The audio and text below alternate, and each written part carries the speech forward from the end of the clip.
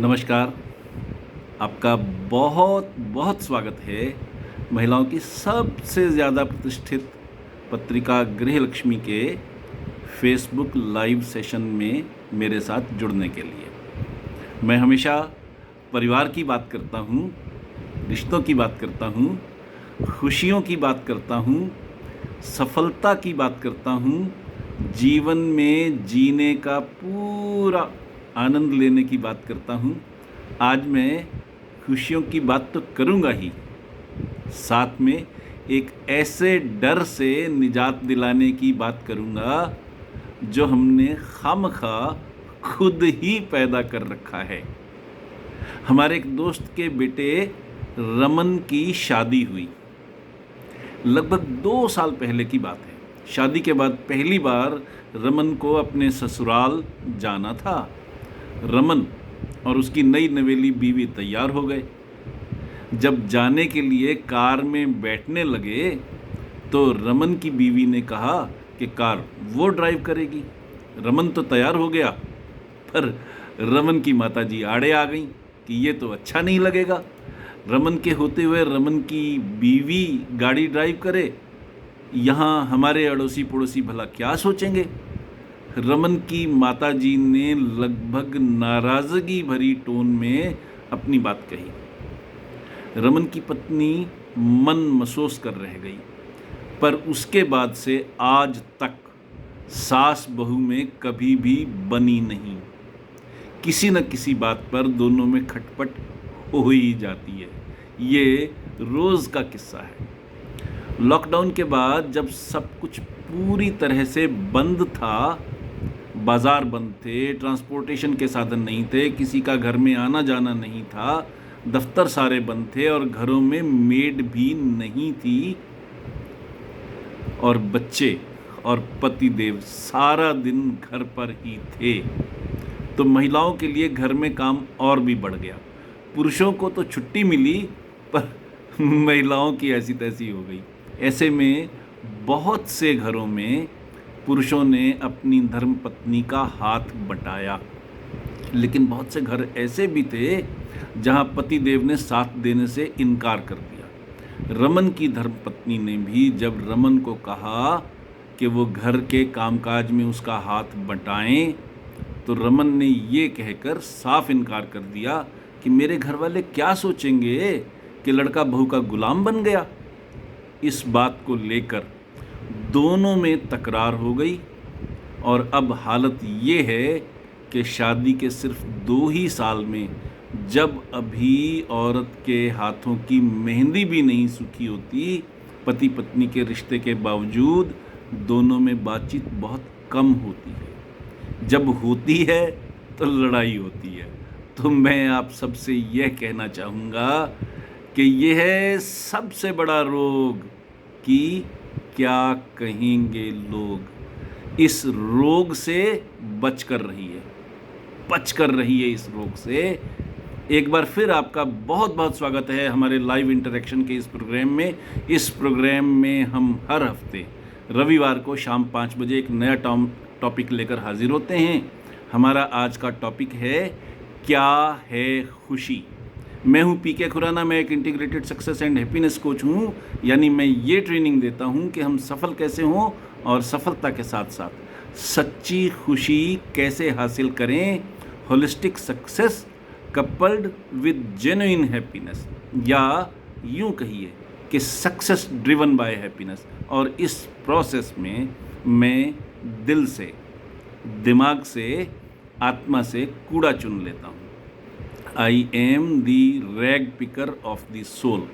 आपको मालूम ही है कि आप सबके लाभ के लिए गृहलक्ष्मी की ओर से इस प्रोग्राम को रिकॉर्ड भी किया जा रहा है, ताकि आप जब चाहें इसे दोबारा भी देख सकें, या फिर आप हमारे YouTube चैनल हैप्पीनेस गुरु पीके खुराना पर भी इसे देख सकती हैं। पर हम अपना सेशन शुरू करें इससे पहले मैं ये ज़रूरी समझता हूँ कि हम गृहलक्ष्मी की टीम को इसके लिए बधाई दें और उनका शुक्रिया भी अदा करें कि उनके कारण ही ये सारे सेशन पॉसिबल हो पाते हैं और इतने अच्छे से चलते हैं। ये सच्चा ग्रेटिट्यूड है गृहलक्ष्मी की टीम के प्रति। तो चलिए अब अपने टॉपिक पर आते हैं। गृहलक्ष्मी के मेरे इस लाइव सेशन से प्रभावित होकर बहुत से पुरुष और महिलाएं मुझसे संपर्क करते हैं, अपनी समस्याएं बताते हैं और उन समस्याओं के हल के लिए मेरी राय जानने की कोशिश करते हैं। लेकिन पिछले कुछ समय पहले 2 नए संयोग हुए। एक महाराष्ट्र के शहर नागपुर से एक शादीशुदा महिला ने मुझे फेसबुक मैसेंजर पर संदेश भेजा। संदेश क्या था, सुनिए। मुझे आपसे बात करना बहुत अच्छा लगता है। अब समस्या ये थी कि मैं उनको जानता नहीं था और ये उनका पहला संदेश था।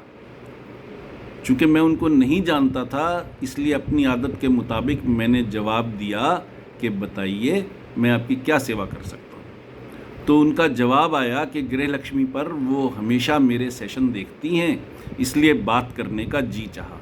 उसके बाद कुछ देर तक हमारी चैटिंग चली। उन्होंने अपने परिवार के बारे में बताया, पतिदेव के बारे में बताया, अपनी खुशहाल ज़िंदगी के बारे में बताया। उनके हस्बैंड बिल्कुल सफल व्यापारी हैं और वो खुद भी टीचर हैं। लॉकडाउन की वजह से स्कूल बंद हैं और उनके पास काफ़ी खाली टाइम होता है, जिसलिए वो फेसबुक खंगालती हैं। तभी उन्हें फेसबुक पर मेरा अकाउंट नज़र आया तो उन्होंने चैटिंग शुरू करने के लिए मैसेंजर से संदेश भेजा। उन्होंने कहा कि उन्होंने मुझे इसलिए संदेश भेजा क्योंकि गृहलक्ष्मी पर मेरे सेशन देखने के कारण उन्हें विश्वास था कि जानकारी न होने के बावजूद मैं उनके संदेश का कोई गलत अर्थ नहीं लगाऊंगा और उन्हें ये भी डर नहीं था कि मैं उन्हें कोई ऐसा संदेश भेजूंगा जिससे उनके आत्मसम्मान को, डिग्निटी को कोई ठेस पहुंचे। इसी विश्वास के आधार पर उन्होंने मुझे संदेश भेजा था। अब दूसरे संयोग की बात करते हैं। राजस्थान के शहर श्री गंगानगर से मुझे एक महिला ने फेसबुक पर फ्रेंड रिक्वेस्ट भेजी। मैंने एक्सेप्ट कर ली तो उन्होंने मुझे पहला संदेश भेजा कि वो एक रिटायर्ड गवर्नमेंट ऑफिसर हैं, विडो हैं, अपने बेटे के साथ रहती हैं। उनका बेटा इंजीनियर है, होनहार है और यूएस की कुछ कंपनियों के लिए ऑनलाइन काम करता रहा है। अब उसे अमेरिका के एक कंपनी ने अच्छे जॉब की ऑफ़र दी और हाल ही में वो अमेरिका चला गया है। बेटा आगे अमेरिका में ही सेट होना चाहता है। हालांकि वो अभी कुंवारा है, फिर भी ये महिला उसके साथ विदेश नहीं जाना चाहती। इंडिया का गर्म मौसम उनके शरीर को सूट करता है और इस उम्र में यूएस जाकर वो अपने लिए कोई नई हेल्थ प्रॉब्लम नहीं शुरू करना चाहती। उन्होंने ये भी बताया कि उनके बेटे को स्पिरिचुअलिटी में बहुत रुचि है, बहुत इंटरेस्ट है और वो बहुत सुलझा हुआ इंसान है। सिर्फ 25 इयर्स का होने के बावजूद बहुत मैच्योर है और वो उनसे बार बार कह रहा है कि उनको दूसरी शादी कर लेनी चाहिए।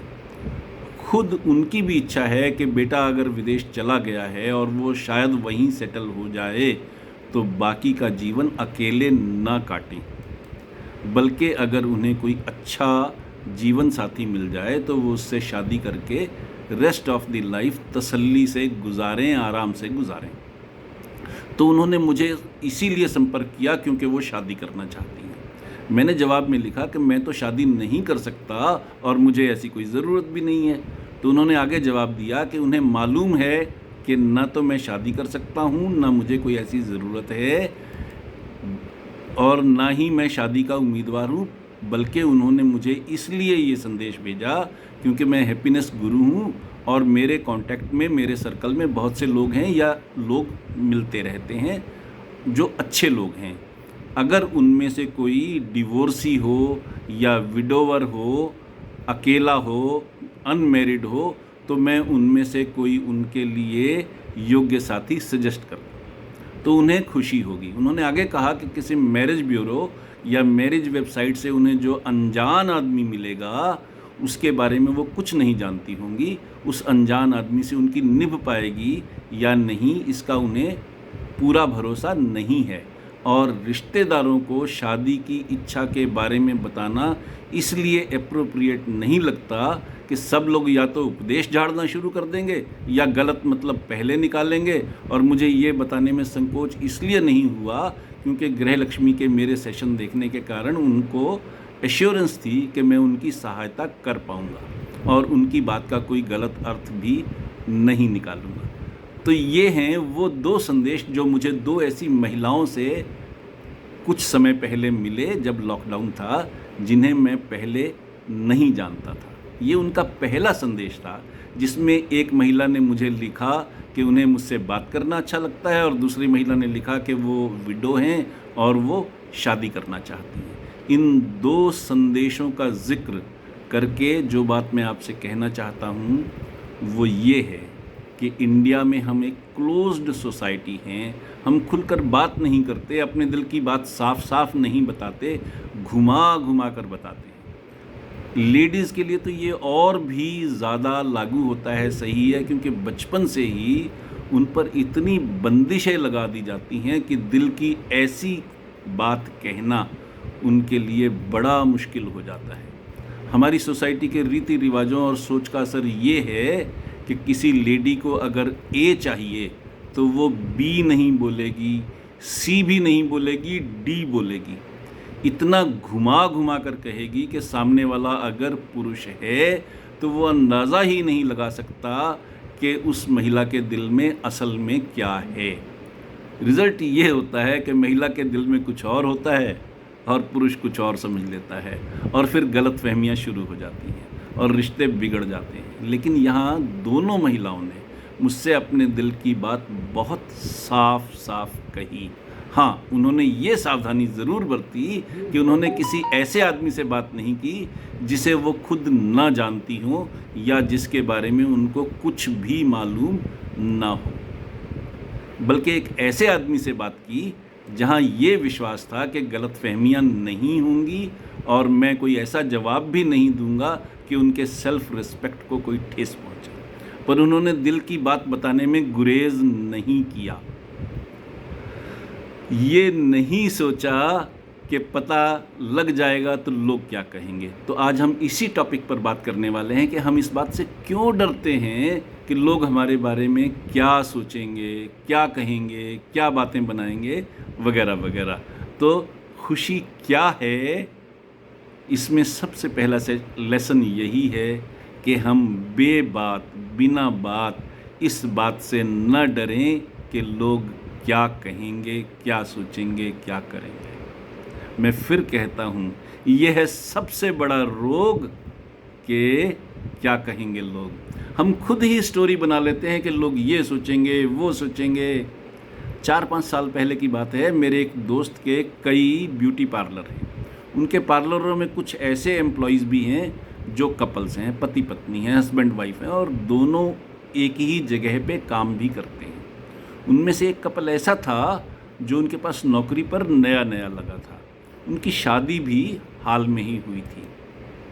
पत्नी तो शुरू से ही शहर में पली बड़ी थी, पर पति छोटे से कस्बे का रहने वाला था। वैसी ही सोच भी थी, थोड़ा ज़्यादा ही कंजर्वेटिव था। एक दिन दोपहर के समय पत्नी की तबीयत थोड़ी बिगड़ गई, उससे बैठा भी नहीं जा रहा था। दोनों ने छुट्टी ले ली और घर चले गए। अगले दिन जब दोनों काम पर वापस आए तो उस लेडी ने वहाँ काम करने वाली एक दूसरी लेडी को रो रो कर बताया कि कल मेरी तबीयत ख़राब थी, बैठा भी नहीं जा रहा था। जब हम यहाँ से छुट्टी लेकर घर जाने लगे तो दोपहर का टाइम था, आग बरस रही थी। यहाँ तो बस स्टॉप हमारे पार्लर के साथ ही है, पर हमारा घर वाला बस स्टॉप घर से बहुत दूर है, काफ़ी चलना पड़ता है। इतनी दोपहर में मेरे लिए चलना मुश्किल था और मैं इन्हें रिक्वेस्ट करती रह गई कि रिक्शा ले लो, पर ये नहीं माने। घूमते घुमाते वो बात मेरे फ्रेंड तक भी पहुंची। उन्होंने उस लड़की के पति को बुलाया और उससे सारा माजरा समझने की कोशिश की। तो लड़के ने जवाब दिया, साहब आप ही बताओ, मैं इसको रिक्शा पर ले जाऊंगा तो लोग क्या कहेंगे? लोग ये नहीं सोचेंगे कि बीवी का गुलाम हो गया, बीवी के नखरे सहने लग गया, बीवी को इतना भी पैदल नहीं चला सकता। आप सोचिए कि मेरे उस फ्रेंड का क्या हाल हुआ होगा। उनसे न हंसते बन रहा था न गुस्सा होते। वो लड़का इतना भोला था और इतना कंजर्वेटिव था, इतना रूढ़िवादी था कि उसे समझाना भी मुश्किल हो रहा था। सोचिए हम कैसी कैसी बातों को लेकर ये ख्याल बना लेते हैं कि लोग क्या कहेंगे। जब भी आपके दिल में ये सवाल आए कि लोग क्या कहेंगे, तो इस घटना पर सोचिए। ये कोई कहानी नहीं है, ये बिल्कुल सच्ची घटना है। मैं खुद इसका गवाह हूँ। सोचिए कि हम सब इस बात से कितना डरते हैं कि लोग क्या कहेंगे, कैसे कैसे ख्याल बना लेते हैं, कैसी कैसी कहानियाँ गढ़ लेते हैं खुद ही। लोगों को तो पता भी नहीं है, उन्हें कोई मतलब भी नहीं है, वो तो खुद ही ये सोच रहे हैं कि लोग क्या सोचेंगे।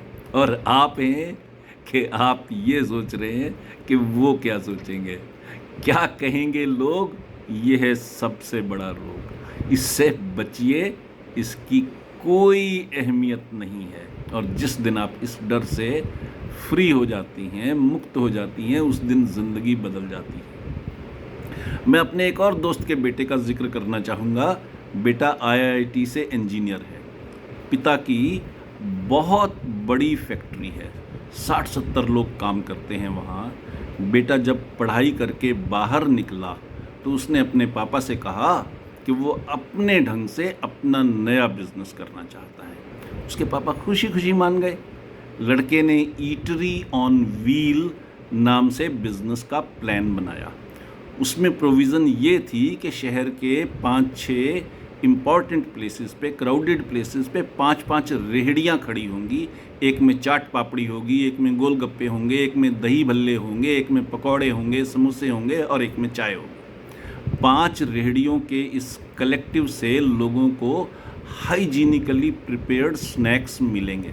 बच्चे ने पूरी प्लान तैयार कर ली, म्यूनिसिपल कमेटी से परमिशन ले ली, रेहड़ी के लिए वर्कर तैयार कर लिए, उनको ट्रेनिंग दे दी, सारी सेल को मॉनिटर करने के लिए सॉफ्टवेयर बना दिया और रेहड़ियों के ऊपर गुंबद जैसी छतरी बनाकर उनको सजा दिया।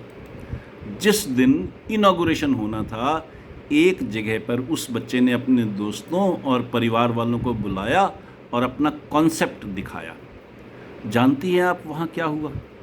उस बच्चे की मम्मी ने जब ये देखा कि स्नैक्स रेहड़ियों पर बेचे जाएंगे, ठेले पर बेचे जाएंगे, तो वहीं सबके सामने धरने पर बैठ गई कि मेरे इंडस्ट्रियलिस्ट हस्बैंड का इंजीनियर बेटा अब ठेला लगाएगा। वो कॉन्सेप्ट इतना अच्छा था कि उस पर इन्वेस्टमेंट मिल सकती थी, फ्रेंचाइज खुल सकते थे, बिजनेस करोड़ों का हो सकता था। लेकिन बच्चे की माँ अड़ गई कि ठेला नहीं लगेगा, उद्घाटन ही नहीं हो सका।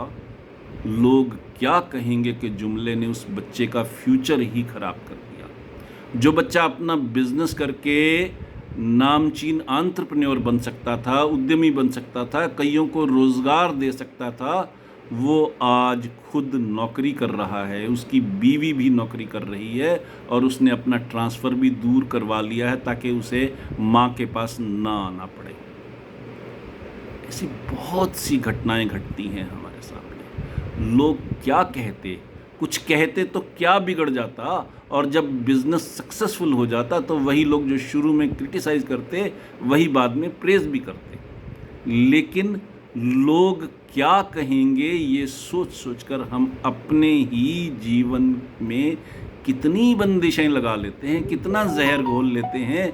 आगे बढ़ने से पहले मैं आपको याद दिला दूं कि मेरे YouTube चैनल हैप्पीनेस गुरु PK खुराना पर 4-4, 5-5 मिनट के कई छोटे छोटे वीडियोस भी हैं जो बहुत पसंद किए जाते हैं।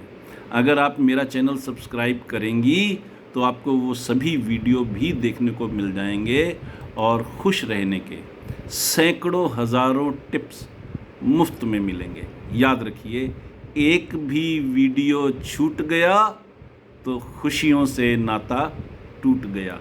इसलिए चैनल भी सब्सक्राइब कीजिए और बेल का बटन भी दबाइए। बात यहीं ख़त्म नहीं होती।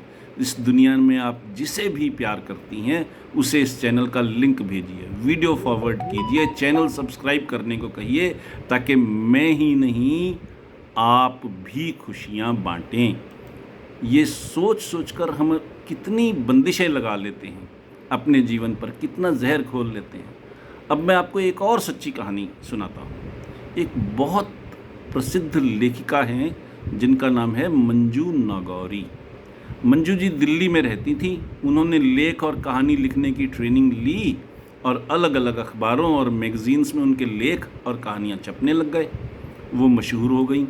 उनके एक आर्टिकल से इम्प्रेस होकर जिस सज्जन ने खुद उनको अप्रोच किया और शादी की ऑफ़र दी, उनका नाम है चंद्रमोहन नागौरी। चंद्रमोहन नागौरी जी मध्य प्रदेश के शहर ग्वालियर में रहते हैं। ग्वालियर से एक अखबार छपता है जिसका नाम है नव प्रभात। चंद्रमोहन नागौरी जी नव प्रभात के मालिक हैं। बड़ा घराना है। मंजू जी की शादी हो गई तो एक दिन उन्होंने अपने पतिदेव से कुकिंग क्लास शुरू करने का इरादा जताया। पतिदेव मान गए, पर ससुर जी अड़ गए। कई दिन मान मनुहार होता रहा, ससुर जी मानने में ही नहीं आ रहे थे। तो एक दिन उनके हस्बैंड ने अपने फादर से कहा कि ग्वालियर है ये, यहाँ कॉरपोरेट कल्चर तो है नहीं कि कुकिंग क्लास में लड़कियाँ आएँ, कर लेने दीजिए इसे अपनी ज़िद पूरी, क्लास फेल हो जाएगी तो ये खुद ही चुपचाप बैठ जाएगी। ये तरीका काम कर गया और कुकिंग क्लास चालू हो गई। उससे मंजू जी को इतनी प्रसिद्धि मिली कि कुकिंग क्लास के बाद सिलाई, कढ़ाई, डॉल मेकिंग वगैरह भी शुरू हो गए। नाम भी मिला, दाम भी मिला। और अगर ससुर जी इसी बात पर अड़े रहते कि लोग क्या कहेंगे, तो अब नागौरी जी की बहू कुकिंग स्कूल चलाएगी तो क्या होता। एक आइडिया ही नहीं मरता, बल्कि एक इंसान का दिल मर जाता। एक इंसान का दिल मर जाता। अगर ऐसा हो जाता तो लोग मेडल दे देते क्या? कौन सा मेडल मिल जाता। और जब कुकिंग स्कूल चल निकला तो लोग पहचानने भी लगे, अप्रिशिएट भी करने लगे और पैसे भी देने लगे। मेडल तो तब मिलना शुरू हुआ जब ये परवाह छोड़ दी कि लोग क्या कहेंगे। लोग कुछ नहीं कहते, सच यही है। लोग कहते भी हैं तो फ़र्क भी क्या पड़ता है। इसी बात को ज़रा दूसरे तरीके से समझने की कोशिश करते हैं। एक आदमी ने दूसरे को थप्पड़ मार दिया। थप्पड़ मारने वाला ताकतवर था, बलवान था, वो तो थप्पड़ मारकर चलता बना, लेकिन जिसे थप्पड़ पड़ा वो कमज़ोर था। उस वक्त कुछ कर नहीं सका, पर थप्पड़ खाने के बाद वो हर रोज़ उस घटना को याद करता है, हर रोज़ याद करता है, दुखी होता है, अपमान से जलता है, बदला लेने की कोई तरकीब नहीं सूझती, इसलिए और दुखी होता है। तो हो क्या रहा है? थप्पड़ मारने वाला थप्पड़ मारकर चला गया। थप्पड़ मारने के बाद भूल भी गया कि उसने किसी को थप्पड़ मारा था, लेकिन थप्पड़ खाने वाला आदमी रोज़ अपमान में जल रहा है, रोज़ खुद ही खुद को दुखी कर रहा है। जिस मामले में वो कुछ कर पाने की हालत में नहीं है, उसे लेकर रोज़ रोज़ परेशान है। उसे तो फिर भी थप्पड़ पड़ा, अपमान हुआ, लेकिन जो लोग इस बात से डरते हैं कि लोग क्या कहेंगे, उनका तो कुछ भी नहीं बिगड़ा होता, कोई अपमान भी नहीं हुआ होता, डरने का कोई कारण भी नहीं होता, फिर भी वो इस बात से डरते रहते हैं कि लोग क्या कहेंगे, खुद ही कहानियाँ गढ़ते रहते हैं। तो इस आदत को छोड़िए, मन की कीजिए, लाइफ को सेलिब्रेट कीजिए। ज़्यादा पुरानी बात नहीं है। यूएस में एक रिसर्च हुई थी 3-4 साल पहले। डेथ बेड पर पड़े लोगों से पूछा गया कि उनको अपने जीवन में सबसे ज़्यादा खुशी किस बात की है, क्या है ऐसा जिस पर वो गर्व कर सकते हैं। तो जानती हैं कि उत्तर क्या था? हर किसी का आंसर यही था कि मुझे खुशी है कि मैंने इस बात की परवाह नहीं की कि लोग क्या कहेंगे। अपने मन की और दुनिया को कुछ बन कर दिखाया। मन की और दुनिया को कुछ बन कर दिखाया। तो लाइफ तो सेलिब्रेट करने के लिए है, डरने के लिए नहीं है। डर डर कर जीने के लिए नहीं है। बस एक बात का ध्यान रखिए, मन की करना और मनमानी करना दो अलग अलग बातें हैं। मन की करना पॉजिटिव चीज़ है, सकारात्मक है, क्रिएटिव है। मनमानी करना नेगेटिव है, समाज के लिए खतरा है। मैं उसकी वकालत नहीं कर रहा, बस इस फ़र्क को ध्यान में रखिए और मन की कीजिए, जीवन का आनंद लीजिए, लाइफ को सेलिब्रेट कीजिए, हिचकिए मत, डरिए मत। याद रखिए, डर के आगे जीत है। थोड़ा सा अलग हट के सोचना, कुछ नया ट्राई करना, एक्सप्लोर करना हमेशा ही अच्छा होता है। मैं क्यों कहता हूँ कि हमेशा ही अच्छा होता है? हम या तो अपने इरादे में सक्सेसफुल हो जाएंगे या कोई सीख मिलेगी, कोई लेसन मिलेगा, कोई ज्ञान मिलेगा। वो सीख भी सफलता की सीढ़ी है। असफलता तो सफलता का हिस्सा ही है। फेलियर सक्सेस का हिस्सा है। फेलियर सक्सेस का अपोजिट नहीं है, उसका उल्टा नहीं है, सफलता की ओर बढ़ने की सीढ़ी है, बशर्ते कि हम अपनी असफलता से, अपनी फेलियर से निराश ना हो, हताश ना हो और उससे मिला हुआ लेसन सीखें, उसको एनालाइज करें, अपने आप को इम्प्रूव करें। नया स्किल सेट रिक्वायर्ड हो तो नया स्किल सेट लें, किसी और से हेल्प की ज़रूरत हो हेल्प लें, गाइडेंस की ज़रूरत हो गाइडेंस लें और आगे बढ़ें। इस बार हमारे पास कुछ ज़्यादा एक्सपीरियंस होगा, इसलिए सफल होने के चांसेस बढ़ जाएंगे। इसीलिए मैं कहता हूँ कि फेलियर सक्सेस की सीढ़ी है, अपोजिट नहीं है। सॉरी, एक छोटी सी कहानी है।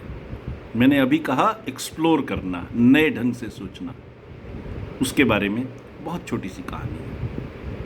एक राजा ने बहुत बड़ा हॉल बनवाया। उस पर एक ही दरवाज़ा था, कोई और खिड़की, कोई और रोशनदान कुछ नहीं था। दरवाज़ा बंद कर दिया गया और उस पर मैथमेटिक्स का एक सवाल लिख दिया गया। उसके बाद राजा ने ढिंढोरा पिटवा दिया, घोषणा करवा दी कि जो आदमी इस मैथ को हल कर लेगा उसका सही जवाब होगा, तो हल करते ही दरवाज़ा खुल जाएगा ऑटोमेटिकली। उस दरवाजे में ये खासियत थी। और अगर हल नहीं कर पाया तो दरवाज़ा बंद रहेगा। और जो विद्वान मैथमेटिशियन ट्राई करना चाहते हैं वो आएँ, एक्सप्लोर करें, कोशिश करें। अगर वो सक्सेसफुल हो गए दरवाज़ा खोलने में, मैथ का सवाल हल करके, तो उनको बहुत ज़्यादा इनाम मिलेगा, अशर्फियाँ मिलेंगी सोने की। और अगर नहीं कर पाए तो उनको अपना मैथमेटिक्स का टीचिंग का प्रोफेशन छोड़ना होगा। पहले तो लोग डर गए जो मैथमेटिक्स के टीचर्स थे कि हम क्यों जाएं, यूं ही कहीं गड़बड़ ना हो जाए, बाई चांस हल ना हो पाए, अपना प्रोफेशन ही छोड़ देंगे, रोजी रोटी गंवा लेंगे। फिर धीरे धीरे कुछ लोग आने शुरू हुए, लेकिन वो मैथ का सवाल किसी से भी हल हो ही नहीं पाया। फिर एक नौजवान जिसने मैथमेटिक्स की टीचिंग का प्रोफेशन शुरू किया ही था, उसने कहा देखते हैं क्या बिगड़ता है।